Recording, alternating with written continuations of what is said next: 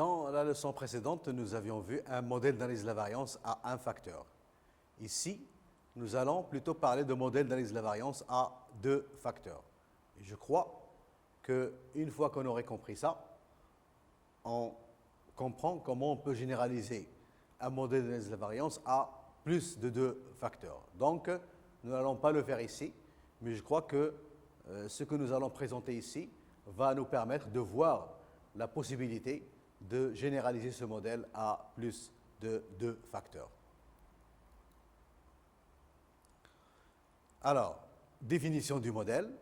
Donc, on va introduire ce qu'on pourrait appeler modèle d'analyse de la variance à deux facteurs. Puis, nous allons tester les hypothèses d'intérêt pour lesquelles nous avions introduit ce modèle d'analyse de la variance. Donc, deuxième paragraphe, test d'hypothèse. Alors, définition du modèle. Un exemple, dans une unité de fabrication d'acide nitrique. Donc, on suppose que nous avons une usine qui fabrique un acide dit nitrique.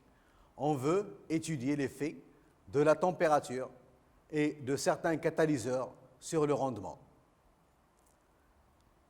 Dans cette expérience qui consiste à fabriquer de l'acide nitrique, en général, il y a un certain nombre de produits qui sont mélangés, généralement de l'ammoniac et de l'oxygène, et le tout est chauffé dans un four avec un catalyseur. En général, c'est une toile de platine.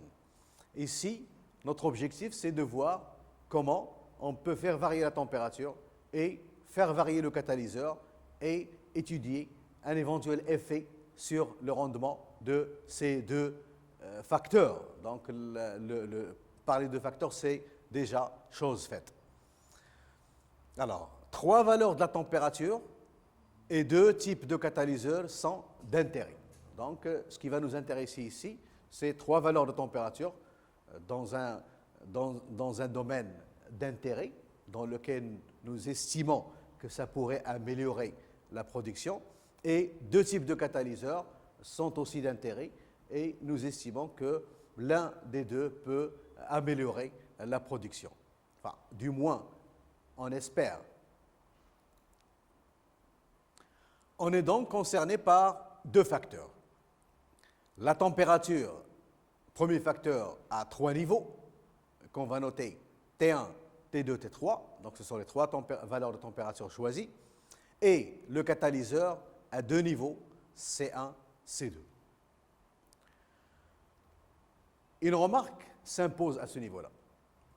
Si, dans le modèle de régression linéaire, qu'il soit simple, multiple ou polynomial, nous avions insisté sur le fait que les variables explicatives étaient numériques.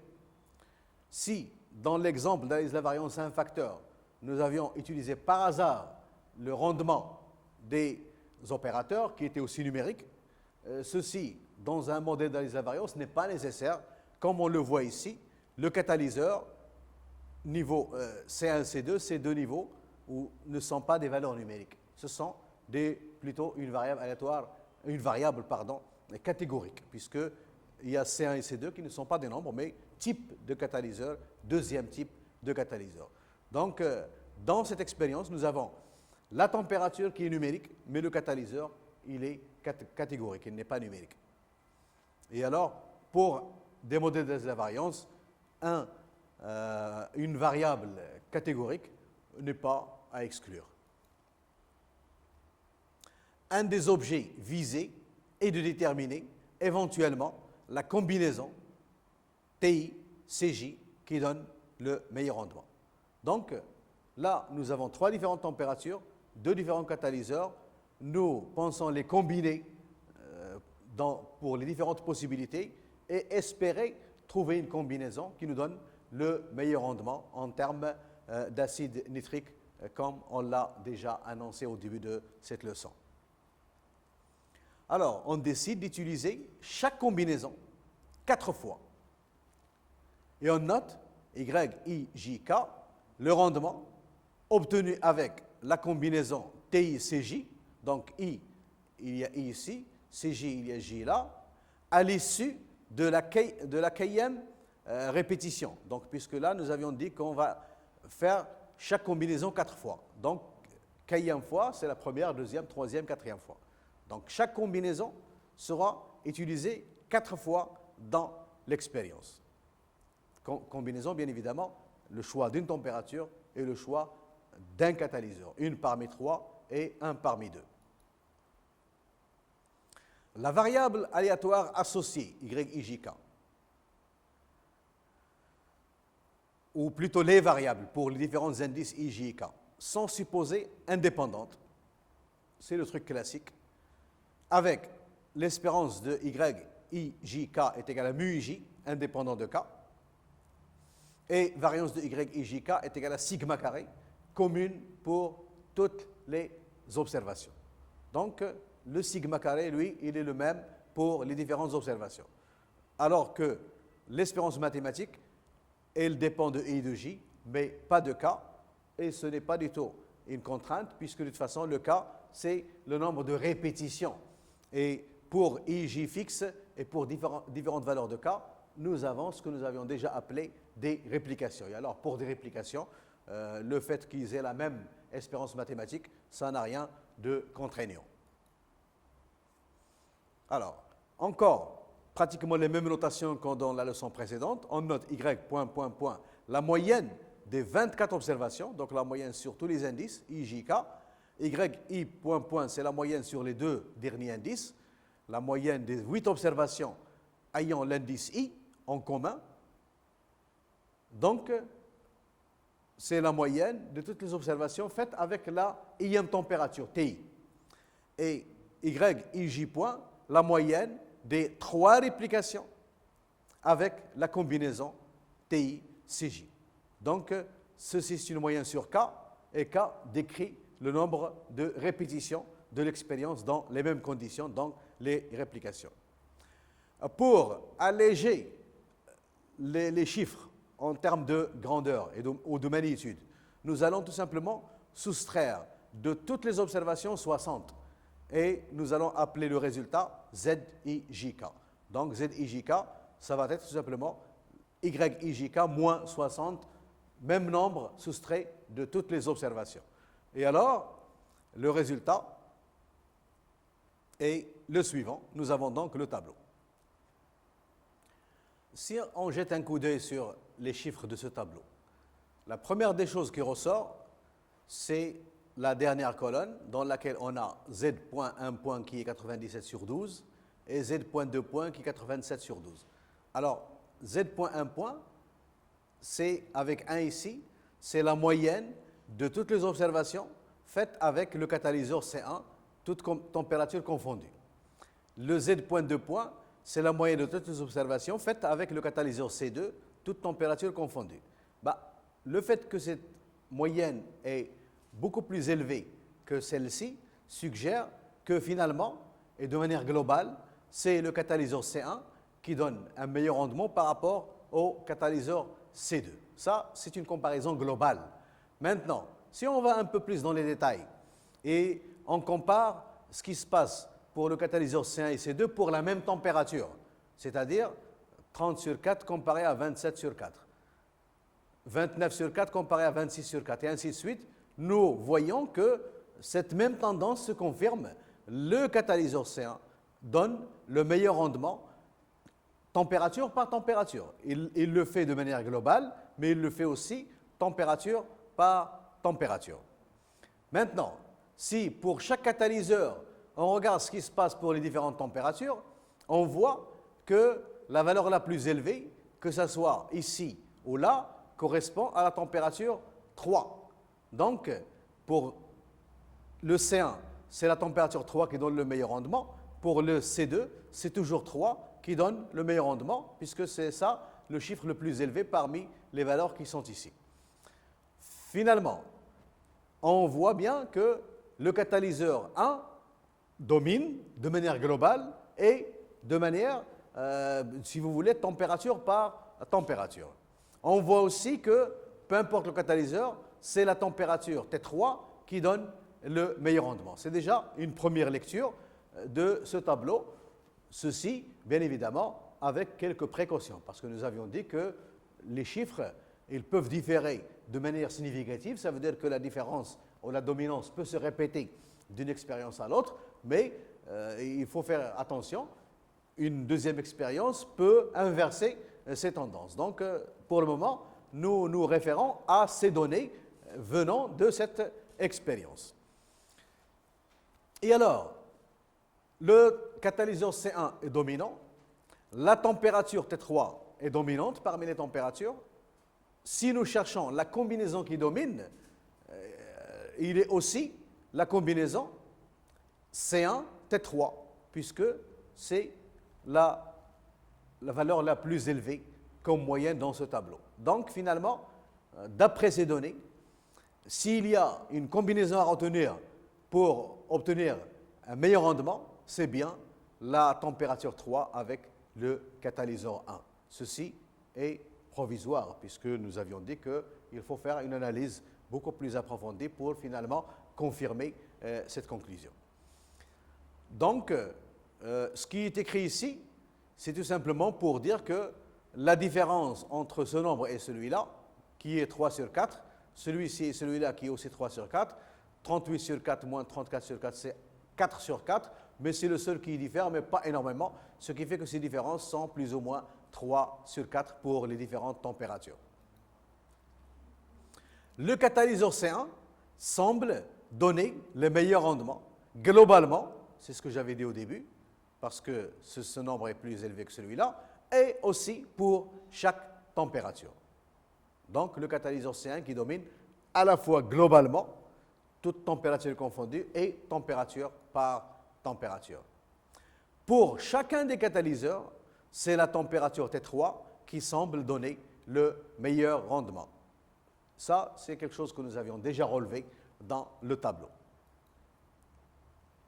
Ceci est aussi consistant avec le fait que la combinaison donnant le meilleur rendement est T3C1. Non seulement ce T3C1, on l'a obtenu parce que le catalyseur C1 domine C2 et la température T3 domine les autres températures pour les deux catalyseurs, mais en plus, c'est la combinaison à laquelle on avait la moyenne la plus élevée. Donc, parmi les Y, I, J points, c'est le Y3, 1 point qui était le plus élevé, donc c'était 38 sur 4. Et alors, cette combinaison, c'est la combinaison dominante parmi toutes les combinaisons. Ce qui est important ici, ce n'est pas uniquement de constater que T3, C1 est la combinaison la plus dominante, mais retenir que le C1 domine C2 globalement et température par température, et T3 aussi domine les températures catalyseur par catalyseur. Puisque pour tout i, ZI point, ZI1 point moins ZI2 point sont à peu près les mêmes, c'est ce que nous avions vu, c'est à peu près 3/4, on peut adopter le modèle additif suivant, basé sur cette constatation. Cette différence, elle est la même, peu importe la valeur de i, grosso modo. Voilà donc le modèle que nous allons adopter, Y, IJK, il est égal à mu point point, plus eta i, plus bêta j, plus epsilon IJK. Avant d'aller voir que doivent vérifier ces paramètres, je tiens à signaler que, à part ce terme-là, nous avons déjà vu ce modèle dans la leçon précédente. Donc, ce qui est nouveau ici, c'est ce terme additionnel, bêta indice J. Nous allons aussi supposer que la somme des états i est égale à 0, comme on l'avait fait dans le modèle précédent, mais il faut aussi supposer que la somme de bêta j est égale à 0. Par construction même de bêta j, on peut le vérifier, et que l'espérance de cette variable aléatoire epsilon ijk pour différentes valeurs de ijk est égale à 0. Alors, si dans le modèle à un facteur, le eta i représentait l'effet de ce facteur, ici, le bêta j, le terme additionnel qui vient d'apparaître dans ce modèle, représente l'effet du facteur catalyseur à son jème niveau. Donc, pour réadapter le modèle à la nouvelle situation, puisque avant on parlait de opérateur et rendement, ici nous avons température et catalyseur. Eta i, c'est l'effet du facteur température à son ième niveau, Et bêta J, c'est l'effet du catalyseur à 100 JM niveau. Et le modèle, il est additionnel puisque nous avions tout simplement utilisé l'ancien modèle auquel on a rajouté un terme avec un plus. C'est pour ça qu'on parle d'un modèle additif. On parle d'un modèle additif d'analyse de la variance à 2 facteurs. Nous avons donc un modèle additif d'analyse de la variance à 2 facteurs. Le premier facteur est la température à 3 niveaux. Et le deuxième est le catalyseur à 2 niveaux. Le nombre de réplications est 4. Je crois que maintenant on a compris ce que c'est que réplication. Ça veut dire le nombre d'expériences répétées avec la même combinaison, donc dans les mêmes conditions. Et c'est ce qu'on a appelé réplication. De ce modèle, on peut maintenant calculer YIJ point qui est égal à ça. La seule différence, c'est ici un point. Ces termes-là restent les mêmes que dans le modèle YIJK. On peut calculer cette différence qui est égale à bêta 1 moins bêta 2 et moins cette différence qui est fonction de epsilon. Et si on passe à l'espérance mathématique de cette différence, ceci partira parce que l'espérance de ça c'est 0 et on trouvera bêta 1 moins bêta 2. Donc, pour nous rendre compte de l'effet du deuxième facteur catalyseur, c'est ces deux valeurs qu'il faut comparer entre elles, puisque l'espérance de ces deux valeurs, de la différence de ces deux valeurs, est indépendante de eta i et de mu point point, et elle dépend uniquement des paramètres qui reflètent l'effet du facteur catalyseur. Maintenant, si on passe à une moyenne supérieure y point j point, nous avons ceci. Et dans ce modèle où il n'y a que le j, donc la moyenne est faite sur les différentes températures et sur les différentes réplications, nous avons un terme aléatoire ici, mais dans la partie constante, ceci, c'est une constante qui ne dépend ni de i ni de j. La seule constante qui dépend de j, c'est l'effet de j1 facteur. Alors, cette relation et celle-là, ces deux dernières relations, réconfortent le choix de ce modèle. Donc, on a bien fait de choisir un modèle additif dans ce sens, puisque l'effet du nouveau facteur qu'on vient d'introduire, le deuxième, bêta j, on pouvait tout simplement l'additionner parce que nous avions vu que l'espérance mathématique de cette différence, était déjà presque une constante. Donc la différence est une constante. Alors, considérons les données suivantes. Changeons un petit peu ce que nous avons déjà auparavant. Alors, voilà ce qu'on obtient. 87 sur 12, c'est la moyenne globale avec le catalyseur C1, toute température confondue. Donc la moyenne de toutes ces observations. 83 sur 12, c'est la moyenne de toutes ces observations. Encore une fois, vu 87 ici, 83 ici, on peut dire avec précaution qu'avec le catalyseur C1, on a un meilleur rendement qu'avec le catalyseur C2, globalement.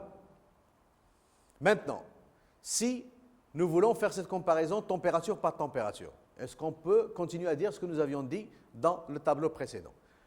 Alors, 30 sur 4, 19 sur 4. C'est bon. La température T1 domine la température T1 ici quand on change de catalyseur.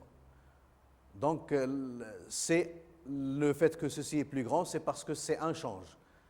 Ceci est plus grand que ça, C1 change. On passe de C1 à C2. Ceci est plus grand que ça parce qu'on change. Mais est-ce que ces différences, par exemple ici et là, est-ce qu'ils sont assez nets pour dire que non seulement le catalyseur C1 domine le catalyseur C2 globalement, mais il domine la température par température? Je tiens tout de même à attirer votre attention sur cette colonne et constater que finalement, contrairement à la situation qui est ici, on passe en croissant de 19 à 26 à 37, on croît assez rapidement, de 19 à 37. Ici, on passe de 30 à 29 à 38. Donc les choses ne changent pas énormément comme ça se passe ici. Donc c'est une remarque assez importante à faire et il va nous être utile pour la suite. Alors, conclusion avant de quitter ce tableau. Le catalyseur C1 domine C2 globalement. Le catalyseur C1 semble dominer le catalyseur C2 température par température. Si on fait la comparaison, première moyenne avec première, deuxième avec deuxième et troisième avec troisième. Mais les températures qui étaient... on a vu dans le tableau précédent que la température T3 était dominante pour les différentes températures, que ce soit pour C1 ou pour C2. Elle continue à l'être, mais pas de manière aussi nette telle que c'était dans le tableau précédent. Alors, le catalyseur C1 donne globalement le meilleur rendement, mais pas pour chaque température. Il donne le meilleur rendement globalement. Avec C1, le rendement des 3 températures sont comparables, mais pas avec C2. Nous avions vu que dans le deuxième, les 3 dernières températures, il y avait une évolution assez nette, mais avec C1, l'évolution n'était pas aussi nette. Alors, la meilleure combinaison, on peut la relever à partir du tableau précédent, est T3C2. Et c'est ça la surprise. Si le catalyseur C1 était dominant globalement, la meilleure combinaison n'est pas obtenue avec C1, il est plutôt obtenu avec C2. Il est obtenu avec T3, mais avec C2, non pas C1. Donc, rappelez-vous, dans le tableau précédent, le meilleur catalyseur était C1, la meilleure température était T3, la meilleure combinaison était T3C1. Ici, bien que le meilleur catalyseur c'est C1, la meilleure combinaison ne contient pas C1. C'est avec C2 qu'on obtient la meilleure combinaison. C'est la 3e température et le 2e catalyseur qui donnent le meilleur rendement. Et ça, c'est une différence importante par rapport à ce que nous avions vu dans le tableau précédent. Alors, qu'est-ce qu'on va dire?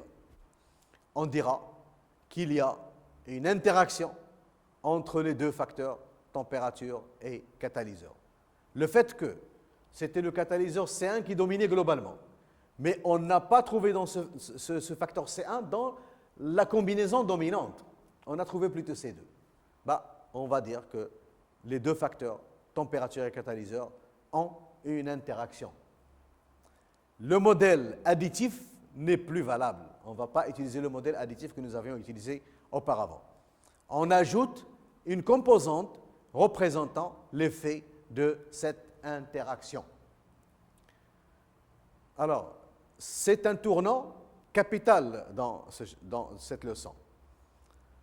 Le facteur catalyseur était dominant, mais on ne l'a pas trouvé dans la combinaison dominante.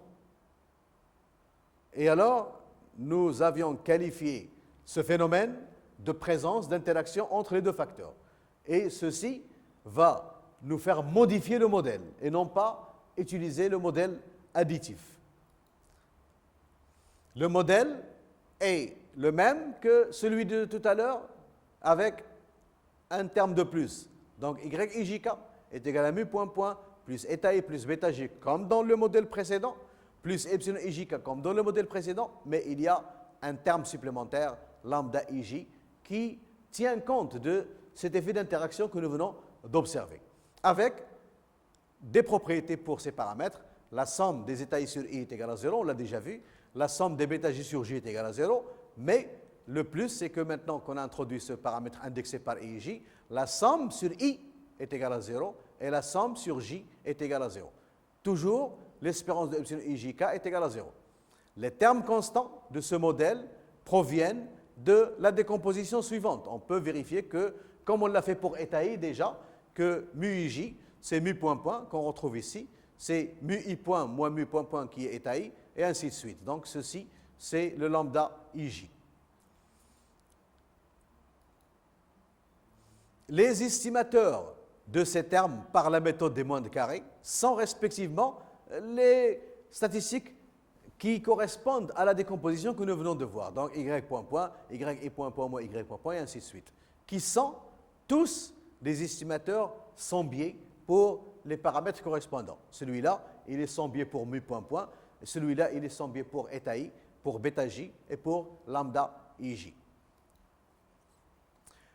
Pour chaque couple IJ, SIJ carré, c'est la somme sur K de IJK moins IJ point au carré divisé par 4 moins 1. Pourquoi 4 moins 1? Parce que K varie de 1 à 4. Alors, cette somme-là, elle est prise sur une même combinaison IJ, de température et de catalyseur. Mais l'indice sur lequel nous calculons la somme, c'est la réplication. Donc finalement, c'est une somme qui compare les réplications entre elles ou à leur propre moyenne. Et de nouveau, un estimateur sans biais de sigma carré. Peu importe les hypothèses à tester, peu importe la validité de ces hypothèses. V carré, qui est la somme de ces sigma ij carré sur les différentes valeurs de EIJ, divisé par 3 sur 2, puisqu'il y en a 6 valeurs, et un meilleur estimateur sans biais de sigma carré. Il est aussi un estimateur sans biais de sigma carré, mais il est meilleur dans le sens où sa variance elle est plus petite que la variance de cet estimateur, donc il est meilleur. Nous avions déjà dit que pour un estimateur sans biais, on l'apprécie plus s'il a une petite variance. Remarque, le calcul de V carré nécessite des réplications, parce qu'on est en train de comparer les réplications entre elles. Alors, s'il n'y en a qu'une seule, il n'y a pas de réplication, il n'y a rien à comparer, et on ne sera pas en mesure de calculer V carré. Donc, V carré nécessite des réplications. Il faut que l'expérience soit répétée plus d'une fois.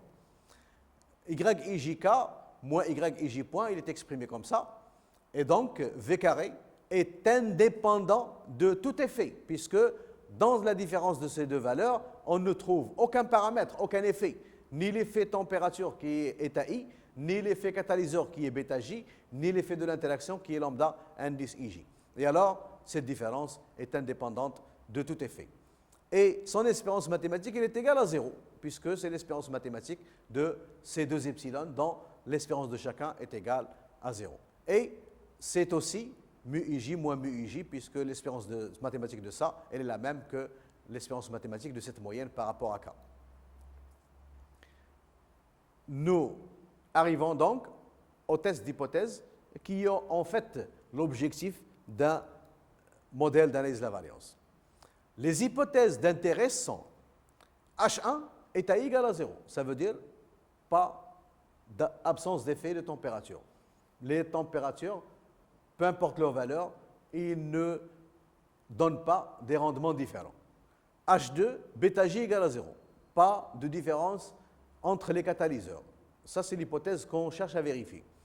Alors, qui signifie pour la première absence d'effet de la température et pour la deuxième, absence d'effet du catalyseur. Dans le premier modèle additif et dans ce dernier. Parce que dans le premier modèle additif, on avait ça, mais dans ce dernier, nous avons aussi la même chose, sauf qu'il y a un effet supplémentaire que nous avions qualifié d'effet d'interaction. Donc, ces deux hypothèses seraient considérées aussi bien dans le modèle précédent que dans ce dernier, puisqu'on retrouve ces deux composantes dans ces deux modèles. Ils sont communes à ces deux modèles. Tester H3 lambda IJ égale à 0, qui n'apparaît que dans le deuxième, qui n'est pas additif, c'est tester l'absence d'effet de l'interaction dans le deuxième modèle. Et alors, si cette hypothèse-là est retenue, c'est-à-dire s'il n'y a pas d'interaction, ce deuxième modèle devient similaire au précédent, qui était additif, c'est-à-dire où on a supposé en fait que les deux facteurs ne présentaient pas d'interaction entre eux. Alors, pour tester ces hypothèses, on suppose que nos observations sont normales avec leur propre espérance mathématique et leur propre variance qui est supposée commune à toutes ces observations. On rejette H1 quand la valeur observée d'une statistique qui sera calculée comme étant 2 fois 4, somme des y point moins y point au carré divisé par v carré, supérieur à une constante d1. Alors, le v carré, on va le retrouver partout ici. Et il est là, et nous avions dit qu'il est indépendant de tout effet. Donc lui, il n'est pas sensible au fait qu'il y ait un effet de température, de catalyseur ou d'interaction. Par contre, ici, les y point, ce sont les moyennes de toutes les observations avec la température I. Et donc, on est en train de comparer les moyennes pour les différentes températures. Donc, ceci mesure bien les présences ou absences d'effet de température. On rejette H2 quand cette deuxième quantité est supérieure à D2 Et là, nous voyons que le V carré, on le retrouve ici, mais le numérateur, lui, c'est une comparaison des Y point J point par rapport à leur propre moyenne, et le Y point J point, c'est la moyenne de toutes les observations faites avec le catalyseur J, qui peut être 1 ou 2. Et donc, elle mesure bien l'effet du catalyseur. H3, l'absence d'effet d'interaction, elle est testée en considérant cette troisième quantité F3 qui est égale à 4 fois somme de la quantité qui est là. Et cette quantité-là, rappelez-vous, était considérée comme étant la valeur qui sert à estimer lambda IJ par la méthode des moindres carrés. Au carré divisé toujours par V carré supérieur à 1 des 3. Le V carré, je vous le rappelle, est là, cette forme, puisque nous l'avions déjà vu et nous avions déjà expliqué que le fait de comparer YIJK par rapport à YJ point, c'est-à-dire pour différentes valeurs de K, ne fait que comparer les réplications entre elles et donc insensible à la présence ou l'absence d'effet de quelque facteur qu'elle soit ou même de l'interaction. D1, D2, D3 sont obtenus à partir d'une table de Fisher à 3 moins 1 degré de liberté, 3 fois 2 fois 4 moins 1 degré de liberté pour D1, donc 2 degrés de liberté pour trouver D1, 2 moins 1, 3 fois 2 fois 4 moins 1 degré de liberté pour D2, 3 moins 1 fois 2 moins 1 et 3 fois 2 fois 4 moins 1 degré de liberté pour D3. Alors, pour simplifier, nous avons systématiquement dans la deuxième partie de ce couple 3 fois 2 fois 4 moins 1. Il est là, il est là et il est là. Alors, je les ai mis en jaune ici pour dire quoi? Pour dire que j'ai 3 températures, j'ai 2 catalyseurs et j'ai 4 réplications. Donc, c'est le nombre de réplications duquel j'enlève 1 pour former le deuxième degré de liberté. Nombre de températures fois nombre de catalyseurs fois nombre de réplications moins 1. Ici, nombre de températures moins 1, puisqu'on teste l'effet de température. Nombre de catalyseurs moins 1, puisqu'on teste l'effet de catalyseur. Et là, le produit de ces 2 degrés de liberté. Nombre de températures moins 1 fois nombre de catalyseurs moins 1. Donc, j'espère qu'on a bien compris comment former ces degrés de liberté. Ici, c'est nombre de température moins 1. Ici, c'est nombre de catalyseurs moins 1. Ici, c'est le produit de ces 2 degrés de liberté. Ici, nombre de température fois nombre de catalyseurs fois nombre de réplications moins 1.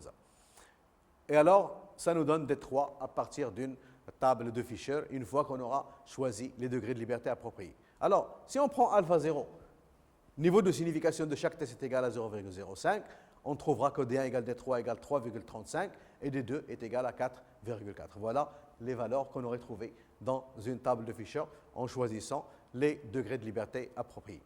Alors, pour le premier tableau, on a V carré est égal à ceci, F est égal à 0,02, inférieur à 3,05, donc on dira qu'il n'y a pas d'interaction. L'interaction est très insignifiante et donc l'adoption du modèle additif était correcte. Donc ce que nous avions fait était correct. Et l'observation que nous avions faite sur le tableau, que les différences entre les températures catalyseur par catalyseur étaient sensiblement 3 sur 12 était bien, et donc adopter un modèle additif sans interaction, c'est bien. Dans le modèle avec un effet éventuel de l'interaction, le deuxième modèle, des réplications sont nécessaires, on a dit, sinon D carré serait égal à 0. Ceci n'est pas le cas pour le modèle additif. Alors, je répète, nous avions adopté 2 modèles. On a commencé par un modèle additif et on a essayé de justifier pourquoi on pouvait utiliser un modèle additif. Parce que les différences entre le rendement température par température pour les différents catalyseurs étaient sensiblement une constante. Et ceci se reflétait sur le test de l'interaction. Il nous a dit, rassurez-vous, l'interaction n'existe pas. Même si vous avez supposé qu'elle existe et vous l'avez testé, vous serez emmené à l'enlever. Donc c'est bon, le modèle additif est retenu.